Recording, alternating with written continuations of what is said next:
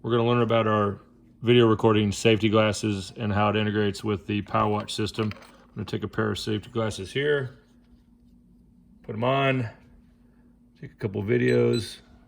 Let's see. All right, we see things.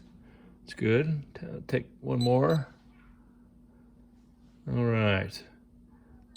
We'll talk about how easy it is to integrate with the POWwatch system. You can take the magnetic camera off, plug it into the USB drive, and have a few ways that we can interact with the POWwatch system.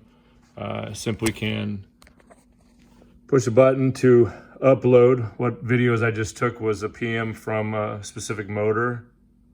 So if I upload POWwatch, changing POWwatch modes. it's another way to interact with it is voice activation, but I can actually go in and look at the video by pushing a remote control. Viewing videos from motor 1. So another form of communication is a wireless Bluetooth remote. And there I have some videos that I can watch of me using the glasses. All right.